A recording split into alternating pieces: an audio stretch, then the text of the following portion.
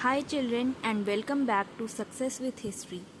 तो आज की इस वीडियो में हम पढ़ने वाले हैं क्लास 12th का चैप्टर नंबर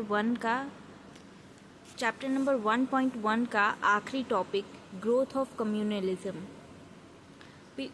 अपनी पिछली वीडियोस में मैंने बाकी के टॉपिक्स डिस्कस किए हैं जो कि आप जाकर मेरे प्लेलिस्ट पे देख सकते हैं। क्लास 12 चैप्टर 1 की प्लेलिस्ट है, वहाँ पर आप देख सकते हैं। मैं इस वीडियो को भी उसमें ऐड कर दूँगी। तो सबसे पहले इस चैप्टर को समझने के लिए, इस टॉपिक को समझने के लिए सबसे पहले ज़रूरी है गवर्नमेंट ऑफ इंडिया एक्ट के बारे में जानना।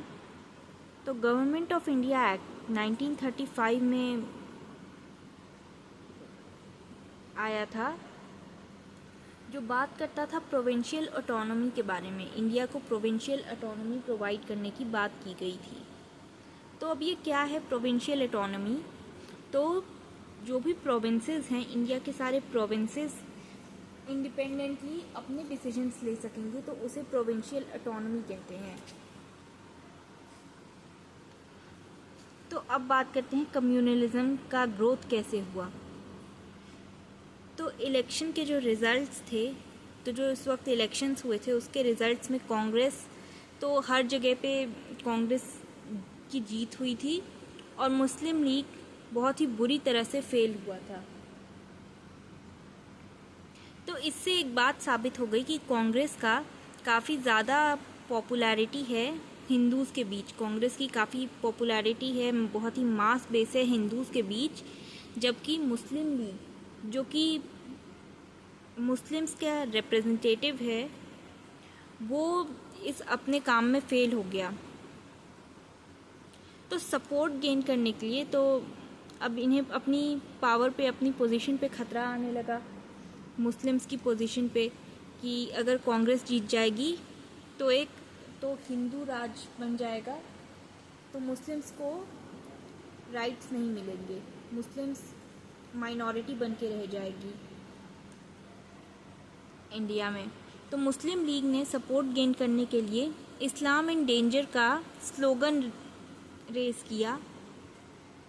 ऐसे नारे लगाने शुरू कर दिए, इस्लाम इन डेंजर, और इस्लाम को खतरा है हिंदू राज से, जिसकी वजह से एक हेट्रेड की, एक नफ़रत की फीलिंग पैदा हुई हिंदू और मुस्लिम्स के बीच में। तो जिन्ना ने ये सब किया ही था हिंदू और मुस्लिम्स को डिवाइड करने के लिए। तो चलिए देखते हैं आगे क्या हुआ। तो इसके आगे हिंदू राज का डर बैठ गया, मुस्लिम्स के दिमाग में हिंदू राज का डर बैठ गया, और इसीलिए उन्होंने एक अलग होमलैंड की डिमांड करी। एक बहुत ही इम्पोर्टेंट सेशन है मुस्लिम लीग का, लाहौर सेशन 1940 में हुआ था, जहाँ पर टू नेशन थ्योरी की बात की गई। तो जिन्ना के अकॉर्डिंग हिंदूज़ और मुस्लिम्स जो हैं वो दो अलग अलग नेशंस हैं, क्योंकि वहाँ के लोग बिल्कुल अलग हैं, इकोनॉमिकली, सोशली, पॉलिटिकली, कल्चरली और हिस्टोरिकली। हर एस्पेक्ट में वहाँ के लोग, मतलब हिंदूज़ और मुस्लिम्स दोनों अलग अलग लोग हैं, उनके कल्चर डिफरेंट हैं और बाकी सब चीज़ें भी। तो एक लाहौर रेजोल्यूशन में मुस्लिम्स ने एक इंडिपेंडेंट स्टेट की डिमांड करी। तो ये तो हो गई मुस्लिम्स की बात। अब बात करते हैं हिंदू कम्युनलिज्म की।